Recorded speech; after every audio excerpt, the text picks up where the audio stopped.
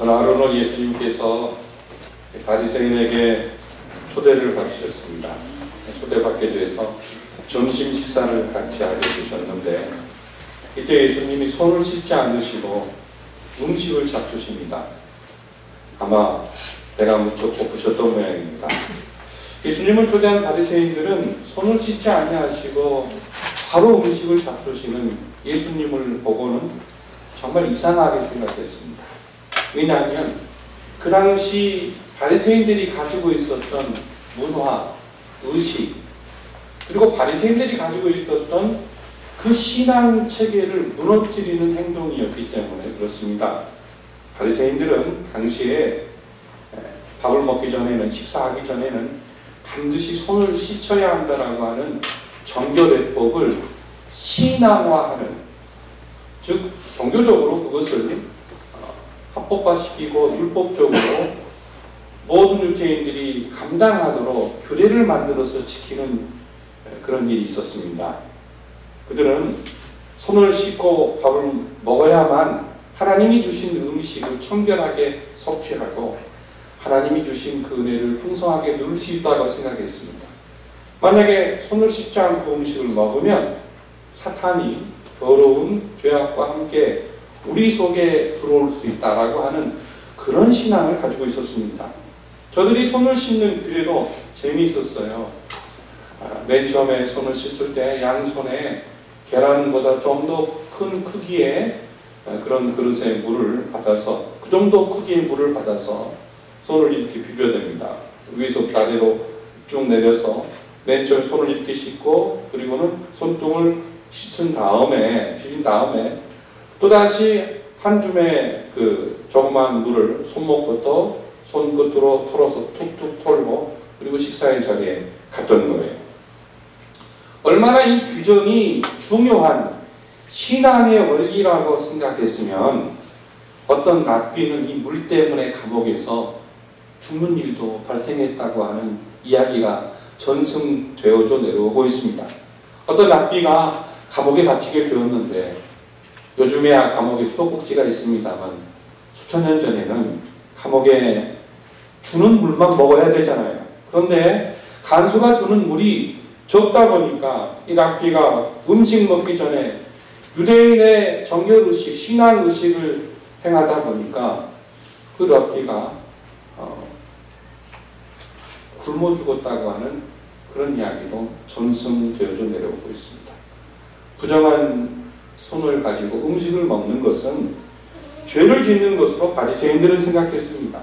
그래서 예수님이 손을 씻지 않는 것을 바리새인들이 이상하게 여기고 예수님께 이제 따가운 시선을 보내게 됐습니다. 손을 씻지 않는다고 따가운 시선을 보내고 비난하는 이 사람들을 향해서, 자, 보통 사람이면 어떡할까요? 여러분이면 어떡하겠습니까? 아, 잘못했습니다. 제가 손 씻지 않았군요. 빨리 가서 씻고 오겠습니다. 하고는 씻으러 갈 수도 있겠죠. 왜냐하면 불편하게 식사하는 것보다 편하게 밥 먹는 게 좋잖아요. 보통 인간적으로 빨리 가서 씻고 오겠습니다. 내가 아차했어요. 내가 너무 배가 고팠습니다. 그대들의 생각이 옳소.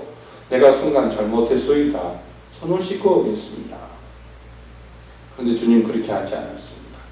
저는 주님이 그렇게 하지 않는 이 모습을 보면서 한자 고 사자성어 가운데 순망치약이라고 하는 사자성어가 생각이 나더라고요. 입술이 없으면 이가 시리다는 뜻이죠. 다시 말하면 어떤 인간관계가 깨어지는 것을 감수하면서도 우리 주님은 이 일을 하지 않았습니다. 바리새인들이 초청하였으니 그 관계가 깨어지는 이 지금 행동인데, 그걸 지적한 그 바리새인들에게 시정하겠다고 말하지 않고 도리어 그들을 향해서 책망하고 계십니다. 도리어 책망하고 계십니다. 자, 예수님은 손 씻는 규례를 위생적인 규례 이상으로 생각하지 않았습니다. 그 위생적인 것이다. 그 신앙과는 상관이 없다라고 생각했어요. 그런데 바리새인들은 그것은 신앙과 상관이 있다고 생각을 했습니다. 예전에 30년 전만 해도 교회 안에 이런 일이 있었습니다. 가끔 신앙이 좋다라고 하는 목사님들이 설교를 하시는데 예수 믿는 사람은 커피도 마시지 말아야 한다. 커피 마시는 것도 신앙의 유배가 되는 것이다라고 설교했던 분들이 실제로 존재했습니다. 그분들은 커피를 마시면 커피에 중독되어서 하나님을 사랑하는 것마저 조심스럽게 사랑하지 못할 것으로 생각하는 거예요. 저는 그때 그 설교를 들으면서 야, 어떻게 커피 마시고 안 마시고 하는 것을 신앙과 접목시켜서 얘기하실 수 있다는 겁니다. 굉장히 갈등했던 그런 시기가 있었습니다. 자, 오늘 본문의 말씀, 바리새인들이 구체적으로 예수님께 책망받았던 그 내용들을 저는 이 37절 이하에서 몇 가지로 함께 생각해 보려고 합니다. 자, 왜 바리새인들이 예수님께 책망을 받았습니까? 첫 번째로요, 그들은 하나님을 사랑한다고 하면서 실제로는 물질을 사랑했기 때문에 그렇습니다. 39절 말씀 보십시오.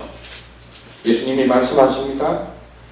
너희 바리새인은 지금 잔과 대접의 것은 깨끗이 하나 너희 속에는 탐욕과 악독이 가득하도다.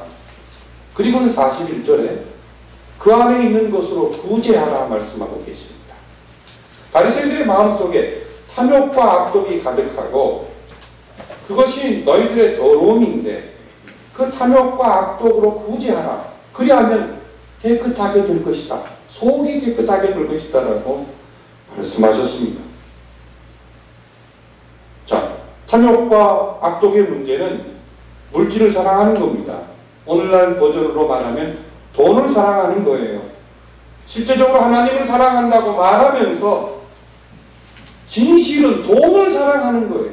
이것이 바리새인들의 문제점이었습니다. 하나님 사랑합니다 하면서 실제로는 물질, 돈을 사랑하는 거예요. 하나님을 사랑한다고 하면서 하나님 사랑에 대한 증거가 이웃에 대한 자비와 사랑으로 증명되어져야 하는데 본인의 탐욕과 본인의 욕심, 욕망이 해치워질 것을, 본인의 탐욕과 욕심이 이루어지는 것에 방해가 될 때에는 하나님께서 하나님 사랑을 증명하라고 했던 이웃 사랑은 아랑곳하지 않았던 거예요. 그래서 주님은 구제를 여기서 언급하고 계십니다. 구제하다 보면, 이웃을 사랑하다 보면 진정으로 하나님을 사랑하는 증명이 이 땅에서 이웃 사랑을 통해 증거될 것이라는 사실입니다. 저 여러분이 얼마나 타락한 본성의 소유자들입니까? 이 본문에 등장한 지금 바리새인들의 문제, 하나님을 사랑한다고 하면서 실제적으로는 물질을 사랑하는 이 바리새인들의 문제가 2000년 전 바리새인들의 문제만 되겠습니까? 사실은 타락한 본성을 가진 이 시간 예배하는 우리 모두의 문제이기도 합니다. 이런 우스운 얘기가 있습니다. 하루는 신부님과 목사님과 유대교의 납비가 함께 헌금에 대해서 얘기를 하고 있었습니다. 그때 맨 먼저 신부님이 얘기를 합니다. 목사님, 납비님, 저는 하나님 앞에 헌금을 할 때 땅에 줄을 쭉 긋고 제가 가진 돈을 전부를 공중에 던집니다. 그래서 오른쪽 편에 떨어진 돈은 하나님께 바치고 왼쪽 편에 떨어진 돈은 제 주머니에 풀어놓습니다. 그러자 그 얘기를 듣고 있던 목사님이 신부님 그거 썩 좋은 방법이 아닙니다. 제 방법이 더 좋은 것 같습니다. 저는요 좀 멀찌감치 원 하나를 그려놓습니다. 그리고 제 주머니에 있는 제 지금 수중에 있는 모든 돈을 가지고 그 원 속에 집어 던집니다. 원 속에 들어간 것은 하나님께 헌금하고 원 밖으로 튀겨나간 것은 제가 갖습니다. 그랬더니 그 소리를 듣고 있던 납비께서 신부님, 목사님 역시 저보다 신앙심이 적으시군요. 저는요 하나님께 전부 드립니다. 전부 하나님 가지십시오라고 제 몸에 있는 것 전체 다 하나님께 던져버립니다. 아니 어떡해요? 무슨 말씀을 그렇게 하십니까? 웃기지 마십시오. 저는 나의 돈 전부를 하나님께 던지면서 이렇게 말합니다. 하나님, 제가 가진 모든 돈을 이 시간 하나님 앞에 헌금합니다. 하나님께 올려드리옵나니 공중에 머무는 돈은 하나님의 것이고 땅에 떨어지는 것은 제 것입니다. 이 돈을 좋아하는 신부님, 목사님, 이 랍비님의 얘기를 풍자한 겁니다. 이 돈을 좋아하는 것이 정말 이 어떤 종교인들에게만 국한된 얘기일까요? 돈을 좋아하는 문제, 어린아이부터 할머니, 할아버지까지 요즘에 총체적입니다. 그래서 명절에 무슨 선물을 받기를 원하냐? 그러면 경찰 주라 이렇게 얘기합니다. 경찰을 달라. 부동산 투기가 한창 시절에 일주일 내내 열심히 아파트와 땅을 보러 다니던 부동산 투기 어느 집사님이 계셨습니다. 그분이 이 정도의 집사님인데, 회장님인데, 어느 한 주간에는 그때 헌신 예배가 있었습니다. 헌신 예배가 있던 주일인데, 주일날에도 부동산업을 하느라고 업자를 만나고 열심히 일하다가 헌신 예배 시간에 부랴부랴 예배당에 도착했어요. 마음은 그 사람이 내가 소개한 땅을 살 것인가 말 것인가에 집중되어 있습니다. 오늘 만난 사람이 내가 소개한 그 아파트를 살 것인가 말 것인가에 집중되어 있어요. 그래서 그가 예배하는 도중에 자신 있는 목소리로 이렇게 말합니다. 여러분 우리 다 함께 찬송하겠습니다. 다 함께 찬송가 109동을 부르겠습니다. 얼마나 거기에 집중되어 있으면 예배 시간에 그렇게까지 말할 수 있겠습니까?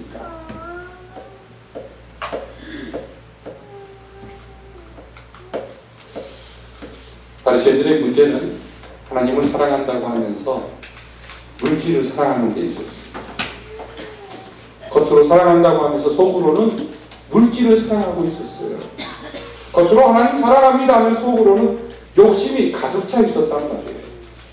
겉으로 하나님 사랑한다고 하는 것은 다른 말로 표현하면 경건의 모양입니다.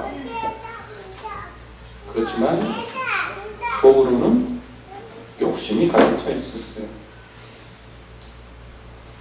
오늘 본문에 보게 되면 왜 바리새인들이 책망을 받습니까? 42절 말씀 보십시오. 다 같이 읽어보겠습니다. 화 있을진저 너희 바리새인이여 너희가 박하와 문양과 모든 채소의 11조는 드리되 공의와 하나님께 대한 사랑은 버리는도다. 그러나 이것도 행하고 저것도 버리지 말아야 할지니라. 그들이 책망받았던 큰 이유가 뭐냐면 하나님을 사랑하고 하나님을 섬김에 있어서 하나님에 대한 사랑과 공의가 조화를 이루지 못했다는 겁니다. 하나님이 원하시는 공의, 또 하나님을 사랑하는 그 실제함이 조화를 이루지 못한데 이것이 큰 문제였습니다. 우리가 하나님을 사랑함에 있어서요, 입술로 사랑하는 것 정말 중요합니다. 그렇지만 더욱 중요한 것은 하나님이 원하시는 뜻을 이루는 것이 중요한 거거든요. 이 두 가지가 조화를 이루어야 됩니다. 그런데 바리새인들은 이 조화가 없다는 사실입니다. 자, 본문의 말씀을 보게 되면 아주 예수님이 재밌는 말씀하십니다.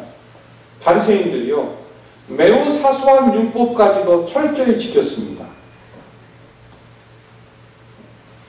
집 뒷뜰에서 가꾸는 채소의 11조를 철저히 드릴 만큼 율법을 준수했습니다. 그런데 하나님을 사랑하고 하나님의 공의를 지키는 것은 부족했습니다. 이 42절에 있는 이 말씀이 도대체 무엇을 의미할까요? 그렇다고 어떤 한 가지만 주님이 강조하신 규례는 결코 아닙니다. 예수님께서 여기서 이것도 하고 저것도 하라고 말씀하시잖아요. 하지만 율법 자체를 강조하는 그런 의미는 결코 아닙니다. 사소한 율법을 지키면서 너무나도 큰 하나님의 공의와 정의에 대해서, 하나님의 사랑에 대해서 무관심하는 것은 잘못된 것이다 하는 말씀이죠.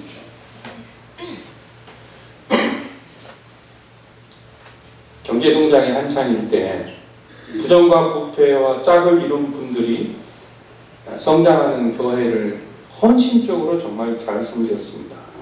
대단했습니다. 교회에서는 그들이 교회 밖에서 어떻게 사느냐 하는 문제는 문제 삼지 않았습니다. 다만 교회 열심히 나오시고 헌금 많이 되면 찬양받았던 시절이 지금부터 20년 전, 아니 10년 전, 혹시 지금도 그런 교회가 있다면 많이 있는지 모르겠습니다. 아마 대형 교회들 가운데 이런 유혹에 빠진 교회가 굉장히 많을 거예요. 세상에서 남의 눈에 피눈물 나게 하고 교회 와서 죄를 회개하고 헌금하면 마치 죄를 용서받은 것 같았던 시절, 그런 시절을 우리는 예전에 살아왔습니다. 일제시대 때 신사참배를 반대했던 목사님들과 그 목사님들이 섬겼던 교회들보다도 신사참배를 적극적으로 찬성하고 참여했던 분들의 교회가 지금 훨씬 지상에서 큽니다. 교단적으로도 굉장히 성장하고 교인들의 수도 훨씬 많아요. 자, 과연 하나님이 우리를 보시고 뭐라고 말씀하실까요? 성경적으로 볼 때 11조를 드리는 근본 정신은 하나님의 공의와 사랑입니다. 다시 말하면 11조에 대한 근본 정신은 하나님이 허락하신 은혜, 그 재물을 함께 더불어 나누라고 하는 정신이 그 속에 담겨 있어요. 기업이 없는 사람, 가난한 사람, 과부, 고아, 특별히 기업이 없는 레위파 사람들, 이들과 함께 나누라고 하는 이 공평성의 정신이 그 속에 담겨 있습니다. 이것은 보이지 않는 하나님을 사랑하는 하나의 증거라고 하는 사실로 성경은 가르쳐주고 있습니다. 그 11조의 근본 정신은 하나님의 공의와 사랑입니다. 그런데 바리새인들은 모든 최소의 11조까지 사소한 것까지 철저히 드리는 것처럼 하면서 하나님이 실제적으로 원하시는 11조의 근본 정신인 공의와 사랑을 실천하지 않고 있다는 사실입니다. 이것이 문제였습니다. 우리가 이 땅에서 책망받지 않고 하나님의 칭찬과 사랑을 받으며 믿음의 생애를 살아가는 비밀의 기가 뭐냐면요, 사소한 것 중요합니다. 중요하지 않다는 것 아니에요. 그렇지만 사소한 것에 얽매이면서 진정으로 큰 사랑과 정의를 놓쳐서는 정말 되지 않습니다. 저와 여러분이 사소한 것도 잘 감당할 수 있는 세밀하고 아주 엄격한 신앙인이 되어야 하겠지만, 또 한편으로는 하나님의 사랑과 정의도 실천할 수 있는 그런 위대한 신앙인들 되시기를 주의 이름으로 소원합니다. 그 다음에요, 본문의 말씀에 보게 되면 바리새인들이 예수님께 책망받는 그 이유가 여기 이렇게 되어 있습니다. 43절 말씀 보십시오. 다 함께 읽어보겠습니다. 화 있을진저 너희 바리새인이여, 너희가 회당의 높은 자리와 시장에서 문안 닫는 것을 기뻐하는도다.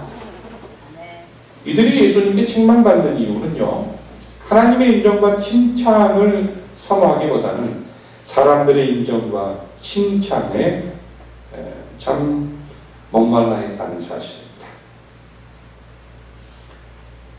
우리에게 있어서 사람의 칭찬도 중요합니다. 그렇지만 더욱 중요한 것은 하나님의 칭찬이죠. 이것을 극복할 수 있는 신앙이 성숙한 신앙입니다. 바리새인들은요, 회당의 높은 자리에 앉기를 좋아했습니다. 또 누가 먼저 인사하기를 좋아했습니다. 그들의 근본적인 문제는 하나님의 칭찬과 영광을 구하지 않고 사람들의 칭찬과 영광을 구했다고 하는 사실입니다. 사람들이 보는 앞에서는 열심히 신앙생활하고 반대편에서는 그러지 않았다는 거지요. 그래서 구제할 때에도 은밀하게 구제해야 되는데 나팔을 불면서 구제했습니다. 옷수를 길게 달아 치렁치렁 자기의 권위를 드러내는 그런 외형적인 모습에 열심이었습니다. 이들을 가리켜 예수님께서 아주 무서운 말씀하죠. 너희들은 평토장한 무덤과 같다. 44절에 이렇게 말씀하시잖아요. 평토장한 무덤이라고 하는 것은 여러분 평평한 그 무덤을 생각하시면 돼요. 우리는 무덤을 쓸 때 어떻게 합니까? 위로 볼로 올라오게 하지만 그들은 평평해요. 그러니까 어느 시간 지나면 이게 무덤인지 아닌지 모를 수가 있잖아요. 그래서 저들은 1년에 한 번씩 이것이 무덤이라고 하는 것을 증명하기 위해서 거기에 회를 칠하고 또 이런 어떤 비석 같은 것이 없어지면 그것을 다시 재점검하곤 했습니다. 자, 그런데 이 평평한 이 공동묘지가 공동묘지인지 모르고 어떤 사람이 거기를 그냥 길인 줄 알고 지나갔어요. 지나갔는데 사람들이 말합니다. 당신은 율법을 어겼습니다. 평토장한 무덤을 지나갔으니 율법을 어겼습니다. 구약 성경에 보면 율법을 어긴 사람, 특별히 평토장한 무덤을 지나간 사람은 부정하다라고 하는 규례가 있습니다. 그래서 일주일 동안 하나님 앞에 나가지 못하는 그런 어처구니 없는 일이 있었습니다. 7일 동안 부정하다 해서 부정하게 된 사람이고 그것을 벗어나기 위하여 제사를 드리는 경우가 있었어요. 본문의 말씀에 바리새인들이 이 평토장한 무덤과 같은 존재라고 지금 본문에 말씀하고 있죠. 왜입니까? 하나님께 칭찬받기보다는 사람의 칭찬에 얽매이기 때문에 그렇습니다. 이는 저들의 교만을 단적으로 주님이 바로 책망하는 것이라고 말할 수 있습니다. 바리새인들이 책망받는 이유 46절 말씀 보시면 또 이렇게 예수님이 말씀하십니다. 46절 다 함께 읽어보겠습니다. 이르시되 화 있을진저 또 너희 율법 교사여 지기 어려운 짐을 사람에게 지우고 너희는 한 손가락도 이 짐에 되지 않느니라. 하나님께서 이스라엘 백성들에게 주신 율법이 몇 개입니까? 10개입니다. 10계명입니다. 근데 그 10계명을 세분화했죠. 10계명을 세분화해서 613개 조항이 되게 했습니다. 근데 613개 조항만 있는 것이 아니라 그 613개 조항이 또 수백 개 조항으로, 수천 개 조항으로 나누게 돼요. 그래서 613개의 법을 구체적으로 설명해 놓은 책이 미슈나라고 하고 또 미슈나를 좀 더 쉽게 설명한 책이 여러분이 잘 아는 탈무드라고 하는 이스라엘의 지혜서입니다. 그런데 그 책들은 우리 개신교도들은 거의 접하지 않잖아요. 한 예를 들면 미슈나에 안식일의 법에 대한 규례가 등장하고 있는데 안식일에는 부부가 동침할 수도 없고 고기를 잡을 수도 없고 물도 기를 수 없고 짐승을 타거나 멀리 여행할 수도 없다라고 하는 규정이 있습니다. 무거운 짐도 물론 들 수 없죠. 이 안식일에 할 수 없는 규례죠.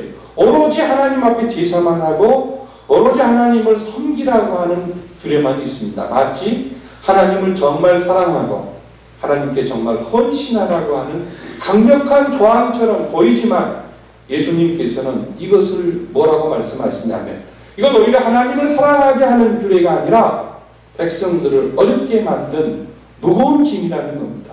너무너무 무거운 짐이라는 거예요.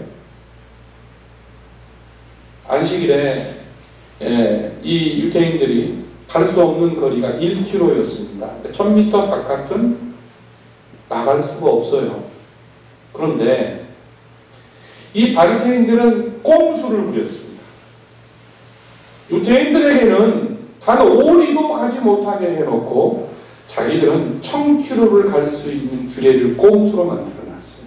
뭐냐면 바리새인의 집 앞에 길을 가로주는 긴 줄을 하나 설치하면 그 규례를 따라서 1000km도 갈 수 있는 그런 어처구니 없는 율법을 만들어 놨습니다. 유대인들에게는 이 안식일에 물을 길어서는 안 된다고 해놓고 자기들은 물을 기를 수 있는 꼼수를 만들어 놨어요. 청년 시절에 고민스러웠던 부분이 안식일에 대한 소리였습니다. 전사 시절에 안식일을 거룩하게 주일 낮에 목사님이 설교를 하셨어요. 근데 그 설교 내용을 보면 주일에는 영화를 봐서도 안 된다. 그건 죄악이고 사탄을 기쁘게 하는 것이다. 주일에는 음식을 사 먹어서도 안 된다. 주일에는 주일학교 어린이들 간식도 사지 말아라. 토요일날 준비해라. 그리고 젊은이들은 주일날 당구장 가지 마라. 탁구장 가지 마라. 그리고 운동장에서 축구하지 마라. 농구하지 마라. 이거 하나님이 기뻐하시는 일이 아니다. 설교를 목사님이 막 하셨어요. 사람들이 다 아멘합니다. 아멘해요. 그런데 그날 저녁에 헌신 예배가 있었습니다. 정장 목사님은 저녁 예배 전 강사 목사와 함께 값이 비싼 식당으로 밥 먹으러 가는 것을 전도사의 눈에 걸렸어요. 이 젊은 전도사가 얼마나 혼란스러웠겠습니까? 지금 생각해서 보면 당시 목사님은 율법과 복음과의 관계를 잘 모르셨던지 아니면 바리새인들처럼 꼼수를 부린 거죠. 자, 상대방에게는 무거운 짐을 지게 해놓고 본인들은 꼼수를 부린다면 되겠습니까? 바로 당시 유대인들 사회에서 바리새인들은 일반 민중들에게는, 백성들에게는 무거운 율법의 짐을 지게 하고 자기들은 꼼수를 부리면서 거기서 벗어나 자유롭게 살며 자기들의 종교적 권위를 가지고 백성들을 종교 권력으로 압제했다는 말씀이에요. 이것이 예수님께서 지금 여기서 하시는 구체적인 말씀입니다. 이 본문에 지금 등장한 이 율법의 규례를 가르친 사람들이 누구냐면 유대사회에서는 랍비라고 그러고 교회에서는 목사라고 그러고 구교에서는 신부라고 그럽니다. 이들을 가르쳐 우리는 교사다 또는 지도자다라고 하는 말을 하게 되죠. 교장 선생님이셨던 이명숙 권사님도 여기에 앉아 계십니다만 이런 말씀은 권사님이 하시면 훨씬 좋으실 텐데 스승은 선생님은 적어도 두 가지 자격을 갖추어야 합니다. 첫째로는 자기가 가르치는 대로 살려고 몸부림치든지 그대로 사는 사람이 진정으로 존경받는 선생이 되는 겁니다. 그리고 두 번째로는요, 참으로 인격 자체가 내가 선생이기 때문에 나를 존경하십시오 라고 말하는 선생은 존경할 가치가 없는 선생입니다. 존경받을 만한 인격을 갖추어야 선생다워야 선생인 거죠. 그렇지 않습니까? 그래서요, 저는 여러분에게 감히 말합니다. 뭘 가르친다고 해서 가르치는 사람이 무조건 다 존경받아야 될 대상은 결코 아닙니다. 왜냐하면 잘못 가르치게 되면 그런 가르치는 것이 아니라 마술사가 되기 때문에 그렇습니다. 지금 예수 그리스도께서는 당시의 바리새인들이 바로 잘못된 교사임을 분명히 말씀하시는데 첨부하고 있는 부분을 보면 너무나도 가슴이 아픈 말씀이 기록되고 있습니다. 47절 말씀부터 52절 말씀에 나타나는 말씀입니다. 여러분 47절부터 52절 다 같이 읽어보겠습니다. 화 있을진저 너희는 선지자들의 무덤을 만드는도다. 그들을 죽인 자도 너희 조상들이로다. 이와 같이 그들을 죽이고 너희는 무덤을 만드니 너희가 너희 조상이 행한 일에 증인이 되어 옳게 여기는도다. 그러므로 하나님의 지혜가 이르렀으되 내가 선지자와 사도들을 그들에게 보내리니 그 중에서 더러는 죽이며 또 박해하리라 하느니라. 장세 이후로 흘린 모든 선지자의 피를 이 세대가 담당하되 곧 아벨로부터 제단과 성전 사이에서 죽임을 당한 사가랴의 피까지 하리라. 내가 너희에게 이르노니 과연 이 세대가 담당하리라. 화 있을진저 너희 율법 교사여 너희가 지식의 열쇠를 가져가서 너희도 들어가지 않고 또 들어가고자 하는 자도 막았느니라 하시니라. 여기 보면 두 가지를 예수님이 책망하고 있습니다. 하나는 잘못된 역사의식이고, 또 하나는 바른 지식을 전파하지 못한 저들의 무지함입니다. 저들의 잘못된 역사의식은 아벨부터 스가랴까지 흘린 선지자들의 피를 통해 주님께서 말씀하십니다. 인류 최초의 선교자가 아벨이거든요. 창세기에 등장합니다. 그리고 역대기 하에 이 구약성경 전체에서 마지막으로 등장하는 순교자의 이름이 스가랴입니다. 그러니까 최초의 순교자부터 역대기 마지막 구약의 순교자까지 이 바리새인들이 이 순교자를 죽인 사람들에 대해서 적대감을 가지고 있는 것처럼 내뿜으면서 실제적으로는 자기들 조상처럼 똑같이 아벨과 스가랴를 죽이는 행위를 하고 있다는 사실입니다. 다시 말하면 자기 조상들이 죽인 그 선지자들에 대해서 아주 못된 적의를 품고 있으면서도 자기들을 치장하기 위해 선지자들을 존경하는 척하고 있다는 말씀입니다. 결국 이것은 예수 그리스도를 죽임으로 증명될 것이라는 것을 예수님이 여기에서 말씀하고 있습니다. 우리가 하나님의 바른 역사관을 갖는 것이 정말 중요합니다. 우리 안희숙 여사의 그럴 수도 있지요라고 하는 그런 책이 있잖아요. 그럴 수도 있죠. 저는 그 책을 읽으면서 그럴 수도 있지요.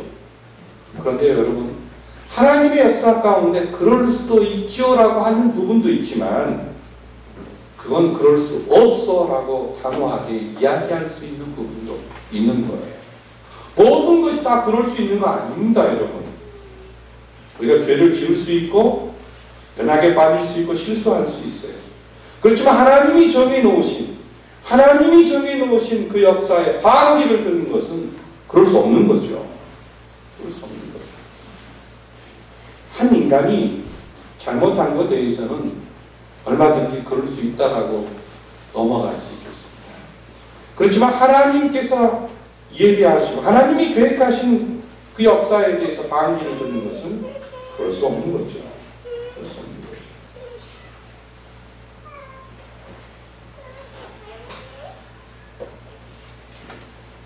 저런 율법사들은, 바리새인들은 조상들이 물려준 죄를 본받아 이제 살고 있을 뿐만 아니라 점점 그 죄질이 나빠져서 나중에 하나님의 아들 예수 그리스도를 죽이기까지 하게 됩니다. 이것을 주님은 내다보시고 저들을 책망하고 있습니다. 하나님에 대한 다른 지식을 가지고 있는 것처럼 엄청나게 많은 분량의 해석서와 적용서와 그 율법의 지식들을 가지고 있으면서 오히려 하나님의 백성들이 하나님의 나라에 들어가지 못하도록 그 문을 닫아버린 유태 이 지도자들, 바리새인들. 실제로 하나님 나라의 주인이신 예수 그리스도께서 앞에 계시는데 저 예수는 그리스도가 아니다라고 비난하고 그리스도를 대적하며 오히려 그리스도를 따르고자 하는 수많은 무리들이 그리스도를 떠나가도록 장난치는 저들의 모습을 주님이 보시고 저 바리새인들은 바른 지식을 가지지 못했다라고 책망하고 있습니다. 우리가 하나님을 섬기고 믿음에 있어서 하나님의 칭찬을 받고 또한 하나님의 사랑을 받는 건 정말 중요합니다. 어떤 사람이요 죽어서 천국에 갔는데 천국문 앞에 한국 사람들이 길게 줄을 이뤄서 있더랍니다. 그래서 천국문을 지키는 천사에게 물었어요. 왜 한국 사람만 이렇게 줄을 길게 세우십니까? 그때 천사가 하는 말은 한국 국적을 가진 사람들의 신분증과 얼굴을 대조하는 줄입니다.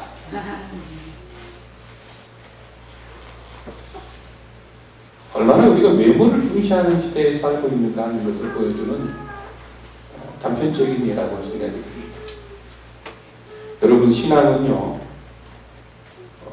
외모에 있지 않습니다. 참된 경건은 모양에 있지 않습니다. 본문의 말씀에 바리새인들이 책망받은 것은 신앙, 경건의 모양이 외형적이라고 생각했기 때문에 그렇습니다. 경건의 모양만 냈지요. 신앙의 흉내만 냈던 겁니다.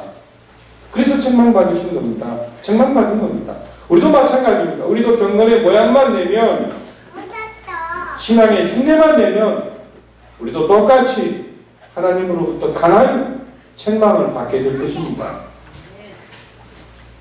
하나님의 칭찬을 우리가 받기 위해서는 오늘 말씀을 통해 몇 가지를 기억하셔야 됩니다.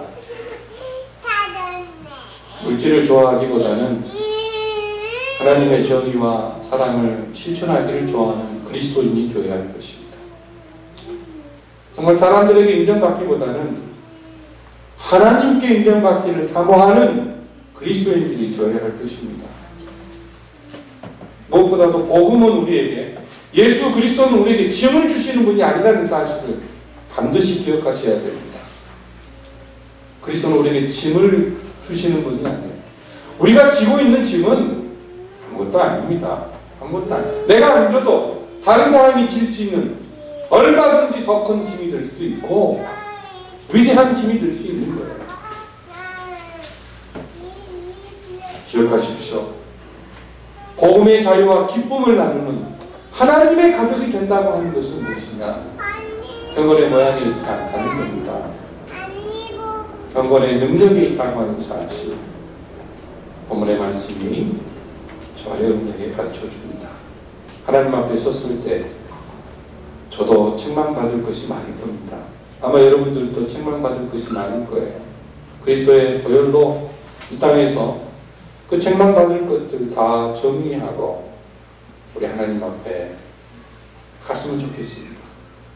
우리의 생명을 왜 하나님이 연장시켜 주시느냐? 책망받을 것들 이 지상에서 좀 더 많이 없애고 오라고 우리의 삶을 연장시켜 주시고 그 삶 가운데 우리가 예수 그리스도의 보혈을 의지하여 날마다 책망받을 만한 것들 다 보혈로 씻어내는 그것이 바로 우리의 신앙의 모습이라는 사실입니다. 한 주간의 삶 속에서 우리에게 발견되어진 책망받을 만한 그 무엇이 본문에는 어떤 것으로 나타나고 있습니다. 본문 말씀이 우리에게 주는 우리 개인적인 삶의 적용들 잘 감당하셔서 하나님의 칭찬을 누리시기를 예수님의 이름으로 소원합니다. My Jesus, I love thee,